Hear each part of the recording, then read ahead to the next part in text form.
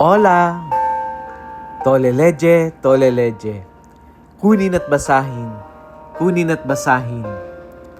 Ako po si Kuya Sam Pagaduan, ang inyong kasama sa ating lumalim at mamunga Daily Gospel Reflection. Ngayon ay December 29, 2025.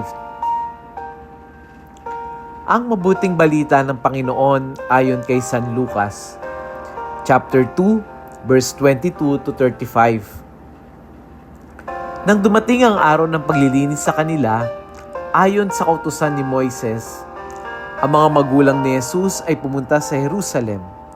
Dala nila ang sanggol upang iharap sa Panginoon, sapagkat ayon sa kautusan, ang bawat panganin na lalaki ay nakatalaga sa Panginoon. At naghandog sila ayon sa hinihingi ng kautusan ng Panginoon, mag-asawang bato-bato at 2 inakay na kalapati. May isang tao noon sa Jerusalem, ang pangalay Simeon. Matapat at malapit sa Diyos ang lalaking ito at naghihintay sa katubusan ng Israel.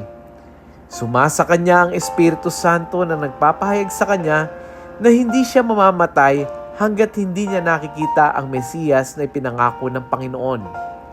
Sa patnubay ng Espiritu, pumasok siya sa templo at nang dalhin doon ng kanyang mga magulang ang sanggol na si Jesus upang gawin ang hinihingi ng kautusan, siya'y kinalong ni Simeon. Ito'y nagpuri sa Diyos na ang wika, "Kunin mo na, Panginoon, ang iyong abang alipin ayon sa iyong pangako.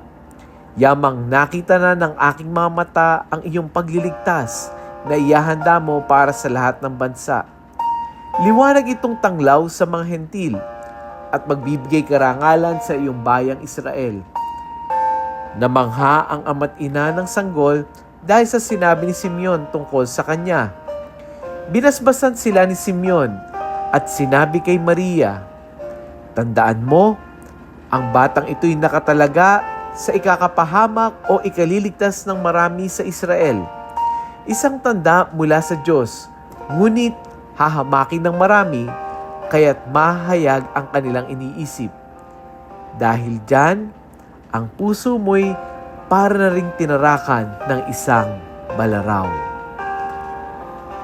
Ang mabuting balita ng Panginoon. Pinupuri ka namin, Panginoong Hesukristo. Happy Monday po sa inyong lahat.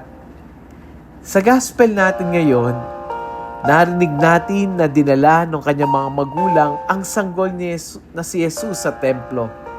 Ito ay isang simpleng kilos ng pagsunod sa batas at pag-aalay sa Diyos. At doon nga sa templo, nakilala nila si Simeon, isang taong matagal nang naghihintay sa pangako ng Diyos.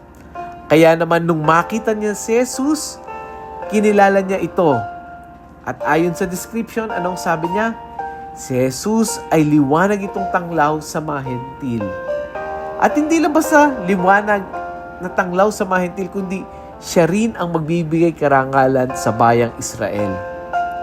Napakaganda ng papuri, napakaganda ng propesiya ni Simeon para kay Jesus. Pero kasabay ng papuri, meron siyang babala. Ano yung babala ni Simeon?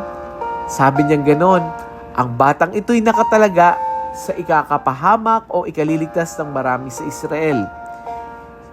Isang tanda na mula sa Diyos, ngunit hahamakin ng marami, kaya't mahayag ang kanilang iniisip. Dinagdag pa niya kay Maria kung anong possible na mangyari. Sabi niya ganon, sabi ni Simeon, dahil dyan, ang puso mo'y para na ring tinarakan ng isang balaraw. In summary, ano ang gustong sabihin ng gospel? Narinig natin sa gospel ngayon na ang pagsunod sa Diyos ay hindi garantiya na madaling buhay. Ito nga si Jesus na ang kasama mo. Pero hindi garantiya na madali ang buhay. Pangalawa, pinapakita sa atin ng gospel na ang kaligtasan ay dumarating, pero kailangan may kaakibat na sakripisyo.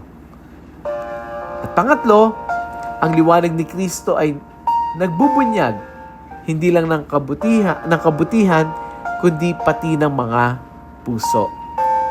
Paano natin to i-relate in our daily experience? Para makarelate ka rito, imaginein mo. Halimbawa, ikaw si Maria. Anong mararamdaman mo? Yung bang kapapanganak mo pa lang, dala mo yung sanggol na inaasahan mong magdadala ng pag-asa. Tapos, ang sasabihin sa'yo, nako, ihanda mo yung sarili mo. May matinding pagdadaanan yan. Alam niyo po, ang totoo, ganito yung pananampalataya. Hindi lahat ng oo sa Diyos. Hindi ko umuo tayo sa Diyos. Ibig sabihin, we will be living comfortably. Hindi lahat ng blessing ay agad na masarap. Diba? Naging ina ka nga ng Diyos, pero bakit ganun ang pangungusap? At minsan, ang calling mo ay magdala ng liwanag kahit ikaw ay nasasaktan.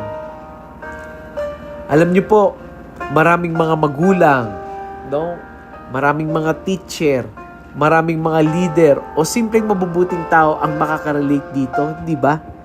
Yung bang ginawa mo na ang tama, pero bakit parang ikaw pa yung nahihirapan? Kumbaga parang ang gusto ipaalala sa atin ng gospel, do not worry, hindi ka nag-iisa. Hindi ka nagkamali. Bahagi ito ng plano ng Diyos. The road may not be easy, pero kasama natin ang Diyos. Kaya ang hamon sa atin, magtiwala tayo kahit hindi pa natin nakikita yung complete picture. At we need to accept na kung madalas ang pananampalataya ay may kasamang risk. Let us pray. Panginoon, turuan mo kaming magtiwala sa iyong plano. Kahit may halong sakit at takot.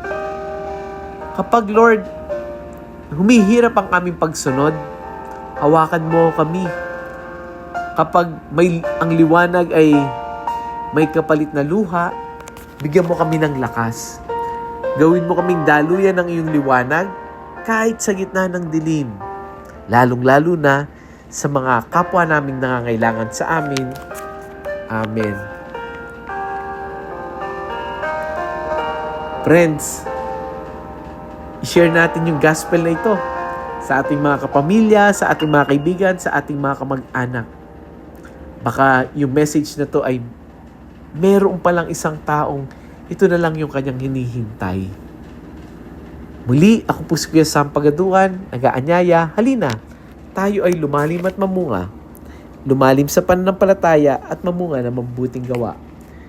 God bless us all.